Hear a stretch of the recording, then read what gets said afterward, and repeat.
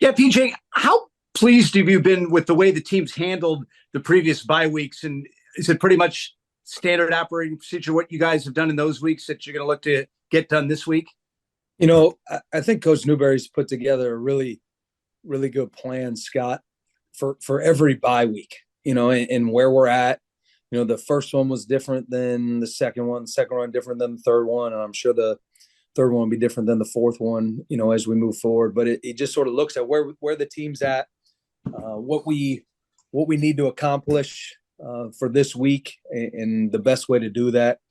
And I think that's testament to him, his thought process, and the guys obviously being able to adjust and get better. And I think we've come out of the first two in better. We've come out as a better football team than when we went into it, and we need to do the same thing this time around. At this point in the season, how do you like the way that your depth's developed at linebacker? Yeah, I think we're getting better and better, not just at linebacker, but every position. And in hindsight, how the game ended up going on Saturday. Would have liked to play more guys, and really should have played more guys. And I think we've got a lot of guys that we have confidence and trust in, and we feel like we can roll now. And I think it's a testament to our players, our coaching staff, all those things. But linebacker in particular, I've been really pleased with Marcus Blazard, coming back from the mission trip. I think he just keeps getting better and better. He looks super fast. Every time we put him out there, I'm like, man, he looks like a blur out there. He keeps getting better and better. And then Mark Anthony Parker has really come on strong over the last month. And we talked about it in the linebacking room, is you'd have to be blind at practice not to see him improving and getting better. And he goes out there for 3 plays on Saturday and makes 2 tackles, and just really, really impressed with him and his growth. What has Griffin done that's been able to get him into the spot where he's getting so much time now without, really having any experience coming into the season? Yeah, he's super talented. He's a very hard worker. He takes coaching. He keeps getting better and better. We challenged him after the South Florida game, not to just be happy getting his first start under his belt. Now you got to take the job and run with it. And he was extremely productive on Saturday and played at a really high level. And I think he's just scratching the surface of the type of player that he's going to be. But he works very hard. He's in Landon's hip pocket everywhere Landon goes. And obviously we know the type of worker Landon is. So those two guys together are becoming a force for us. Is he the type of guy that you kind of saw him as you looked out as a scout player, and then coming through the spring as some guy that you think could develop into what he's doing now?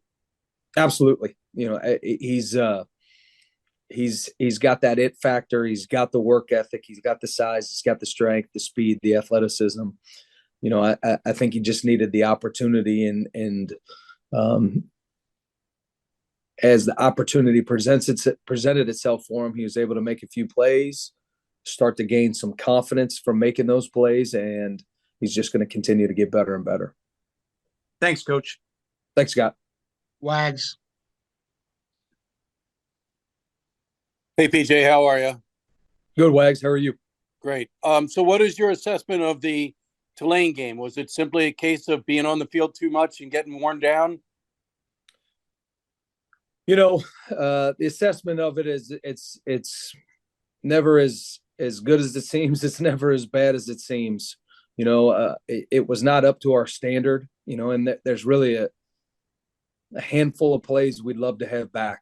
We did some really, really good things out there for a long time.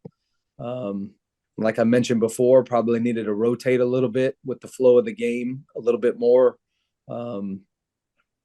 The time of possession was a little bit more lopsided than we anticipated going into the game, and testament to who they are and how they do things. But we had opportunities to get off the field, and we've got to take advantage of those opportunities and get off the field, especially with several 4-point plays in the red zone where we had opportunities to get off the field, and unfortunately they made the play and we didn't. So we got to coach a little bit better. We got to play a little bit better. But it certainly wasn't anything that you look at and you're like, man, this is broke. We got to make a personnel change here. We got to make a schematical change here. We got to coach a little bit better. We got to play a little bit better, and we got to improve and get better before ECU. Coach Newberry had said that he thinks what hurt you was, this was immediately after the game, so he hadn't watched the film, was giving up too many third and long situations. When you look back at the film, were there a lot of those? There was two in particular where we really need to get off the field. There's a 3rd and 11. When we talk about 4-point plays, we're talking about those third downs in the red zone. Obviously, so a touchdown's worth 7, a field goal's worth 3. The difference is 4. So those third downs in the red zone are critical. And we had a 3rd and 11 on the second scoring drive they had, where they were able to get in there and score a touchdown on that particular play, where we really have to get off the field there and force a field goal.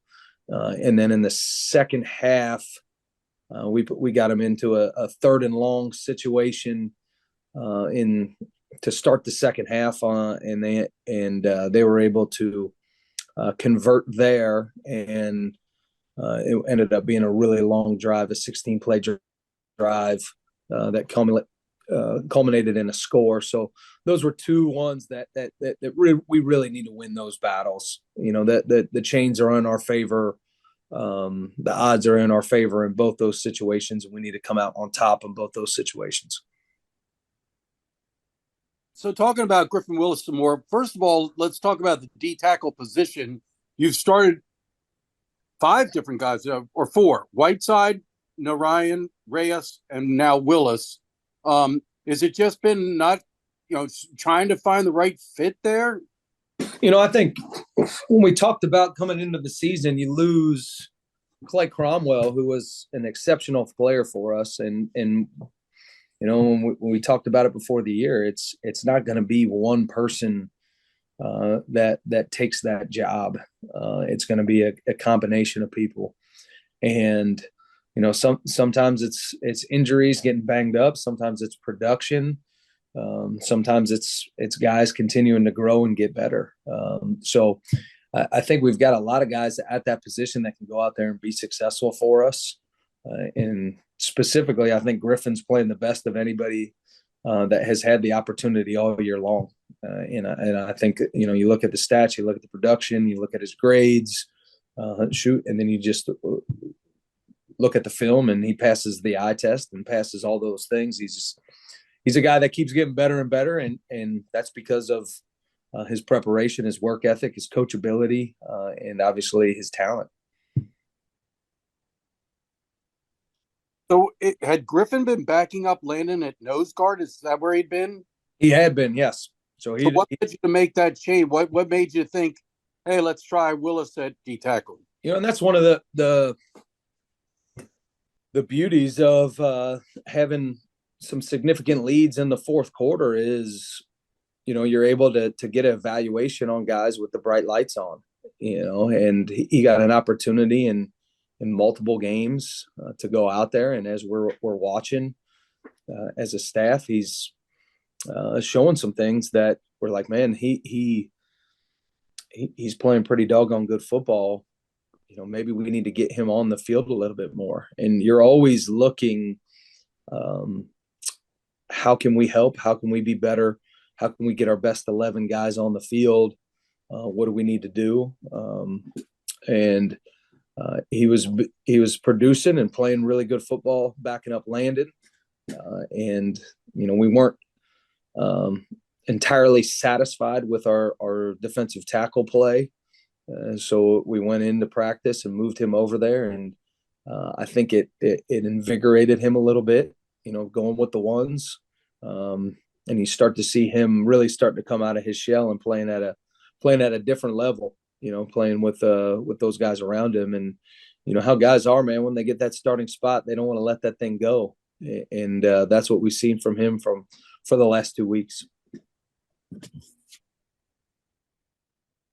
What do you feel he brings to the table? What are the skill set that you like? Yeah, I think the number one thing we're always looking for, Wags, is trust. Can we trust him to go dominate his job one play at a time?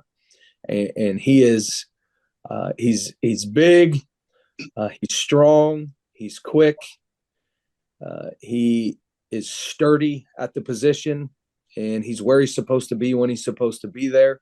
I think he's getting better at disengaging from blocks and being able to make the plays that come his way and that are in his gap. And I think he's just going to continue to get better and better at that. But I think he plays with great eyes, hands, feet, leverage. And there's always things to work on, but I think he's just going to keep getting better and better. He's extremely coachable. He's very, very detailed and diligent in the way that he goes about his work, his process. And obviously defensive line wise, we do a lot of different things out here. Like he's not just playing one call or one technique over and over. We move those guys all over the place. They have to be athletic. They have to play with great hands, pad level eyes, knock back, all those things. And he's been able to do that at a high level and more consistent than anybody else that's played the position this year. So do you consider kind of nose guard and tackle interchangeable? Because it looks like you moved Xavier Arrington over to nose guard to back up Landon now that you moved Griffin. And I know Arrington had gotten pretty good time at tackle against South Florida. Are they really that interchangeable? Well, Xavier played nose guard for South Florida. So he backed I'm up. sorry. I thought he was a tackle. Okay. No. So he backed up Landon in that game. But they have to play similar techniques. There's all different times where, both of them have to be a shade. Both of them have to be a 2-eye, 3 technique, 4-eye out at different times. Maybe they're not the nose guard being a 4-eye, but they got to play very similar techniques. And that's part of the reason we were able to do that too, is we felt like he was coming along at nose guard and provided a lot of value there. And I think he's gonna just keep getting better and better as well. I think he's a super talented guy with a lot of explosion and power. And you don't want to just move guys and then you don't have a backup at a position that can take some of those reps off. And Xavier's able to go out there and play really good football, and he deserves to be out there because he practices and prepares the right way. And what do you like about his skill set? What do you think he brings to the table? He's kind of a shorter, wider body. He's got that built-in leverage, that's for sure. But he's sudden. He's sudden. He's powerful. He's explosive. We work on the sled every week, and when you go over there and you see him strike the sled and he's on the sled, it dang near breaks the thing every time he hits it. He's got some serious power and explosion, and he's very detailed. Coach Hall will tell you he's going to ask questions. He wants to know everything about every technique in the position. Like, he's thirsty for knowledge. He loves football. He's been that way since the moment he walked on campus here, and he was like that way last year at Naps. And we're all, I think everybody in the building's really excited about him for the rest of this year and obviously his future moving forward. And last, Coach mentioned that Justin Reed came out relatively early against Tulane, who ended up getting the bulk of reps at end on Saturday. Yeah, Crane LaFond got a lot of those reps, and Julian Mutome. Okay, I haven't heard of Julian. How's Crane coming along? Obviously, we wrote about him with his sister winning a gold medal, but we'd like to write about him more as a Navy football player. It looked like so he got his opportunity. How's he coming along? Yeah, so Crane got his first reps and his opportunity out there. Not his first reps, but his first real significant reps. And I think Crane and everybody will be the first to tell him he's got a lot of meat left on the bone. Wasn't obviously super excited about his performance. Made some nice plays, but he needs to be more consistent with his ball get off, his striking. And then Julian got out there, and Julian's a freshman that just keeps coming along and keeps coming along. He's got some really, really good pass rush ability, play strength, all those things. but he just needs more time to continue to develop. Both those guys, it's hard to compare them to Justin Reed just because he's been a model of production and consistency. But both those guys have the tools to be great players for us here, and we fully expect them to be. Thank you. Thanks, Wags. I got to get it right. It's Mutame, because I know Julian's brother watches every one of these, and so it's Mutame. Yeah. Wyckoff. I know you juggle a lot of hats behind the scenes at this time of year with recruiting. How important will the end of this week and this weekend be for you guys recruiting? Yeah, we just, as a defensive staff, we just went over everywhere where we're going, who we're going to see, all those types of things. We just literally just left another meeting on that with a couple of the other coaches. They're critical for us. The recruiting is the lifeblood of any program. My college coach used to always say it's not the X's and the O's, it's the Jimmies and the Joes.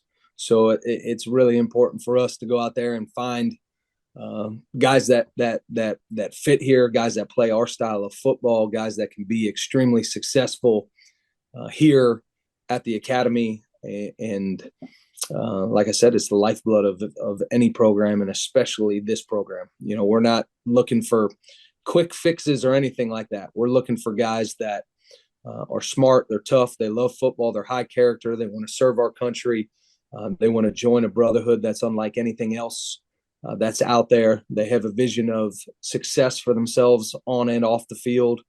And as coaches, we got to go out there and turn over every rock in all 50 states to find the best and the brightest to come here to the United States Naval Academy. And we are always doing that. We say recruiting's like shaving. If you don't do it every day, it's you're going to look sloppy. And do you still have recruits that are still playing, that are actively, a good handful that are still in their seasons? Oh yeah, absolutely. And some guys' seasons are over because of the playoffs and things like that. And some guys are going on playoff runs. And that's one of the joys of coaching college football is going to Friday Night Lights and getting an opportunity to see those things and experience different venues and atmospheres and school spirit and the smell of the grill and the band playing and doing all that. As coaches, a game day for us, it's a little bit different. But when you're recruiting and going to watch those things, it's fun to be a fan and a recruiter in those environments. There's one of the many things that you absolutely love with this being a college football coach. This job is getting to do that. And finally, for me, what does Breton bring to the table that kind of complements you as a linebackers coach? I would imagine there's more responsibility on his shoulders with your responsibilities as a coordinator. I mean, he's absolutely amazing. He's got an immense wealth of knowledge on how to play linebacker, how to play defensive back, how to play defensive line. I mean, he is a brilliant young man. In terms of the X's and O piece, even better than that, he's a better person. He is one of the best people I've ever met in my life. My wife, my kids, they absolutely love him. All the players love him. I think one of them said this on senior night when they had the opportunity to talk to the team. He's a little bit easier to talk to than me at times. So a little softer ear. More gentler in terms of being able to deliver information than maybe I am at times, which is probably a good thing. But he's got a fierce, competitive nature about him. He's passionate about what he does. I think he's an excellent football coach and an even better person. And I'm beyond grateful that he's here. And he is a huge piece of why I feel like we have the best defensive staff in the country. Safe travels. Thanks, Scott. Appreciate it. Thanks. So with Kenny McShann moving into the starting role at striker, where's that leave Jackson? Because he had been playing pretty well for most of the season. Where does he stand? I think we've got two starters at the position. I think they both can go out there and perform at a really high level.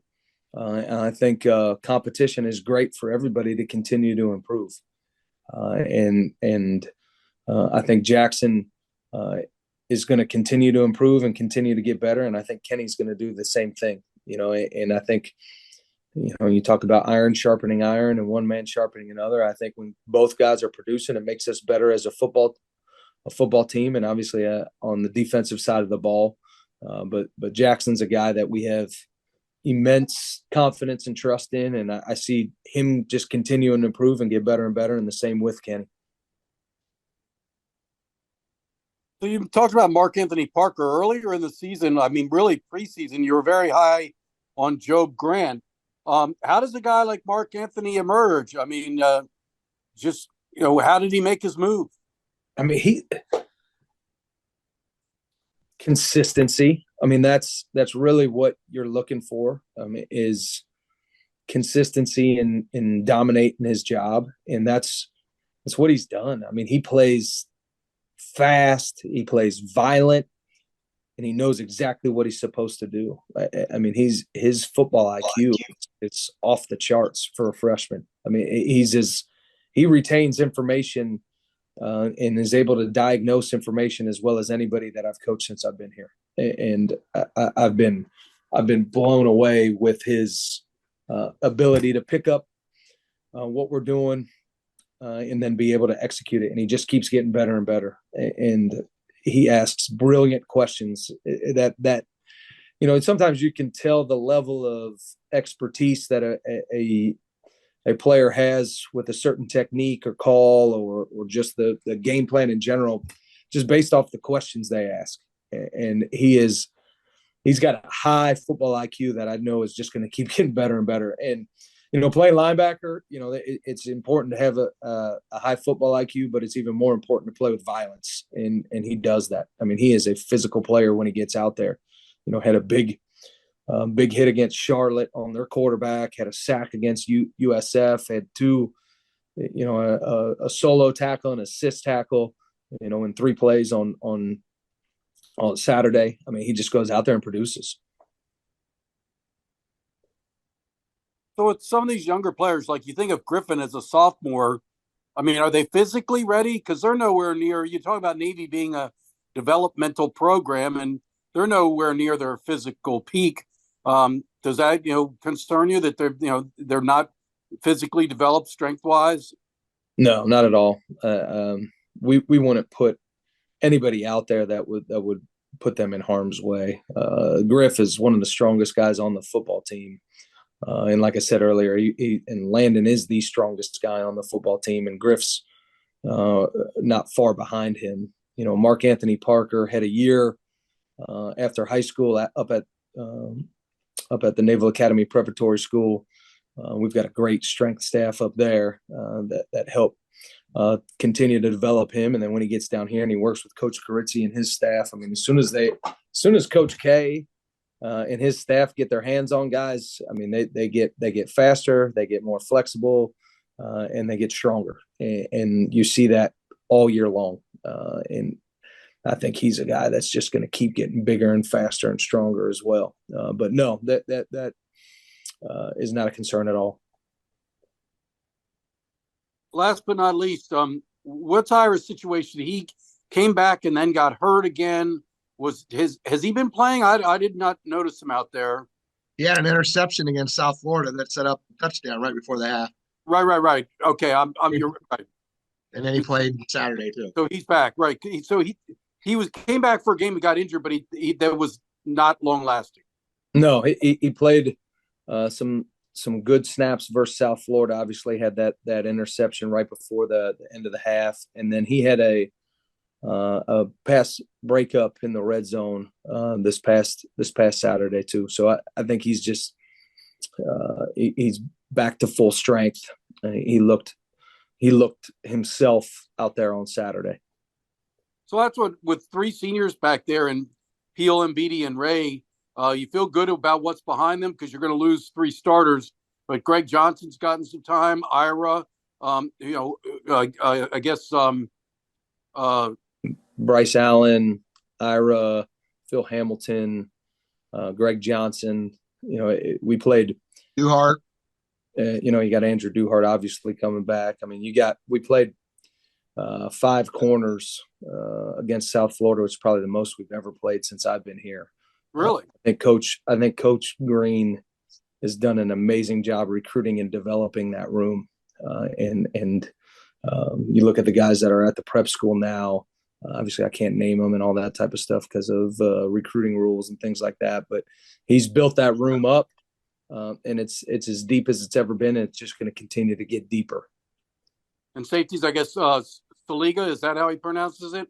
Yep, Saliga, Matt Saliga, Giuseppe Sessi. Those guys are playing meaningful snaps for us and doing a great job on the back end. And shoot at Justin Ross at corner as well. I mean, he's as talented as a defensive back as we've had here. Kid from North Carolina who he had an interception against UAB towards the end of the game. I mean, and he's playing great on special teams for us. I think Coach Brown and Coach Palmer have really done a nice job getting him up and running on special teams. So there's a lot of depth in that defensive backfield. And Wags, we just had a recruiting meeting, all those types of things. Like, we're always going to take more corners than safeties. Because when corners don't find a home or can't quite crack the lineup at corner, we end up moving them to safety, and those are guys that are big and can run and can cover and do those things. So we watch film together as a staff. Coach Green, Coach Lewis, they watch film together in terms of the recruiting aspect of things, and we all make collective decisions on those guys based off of where they're at right now and where we project them to be.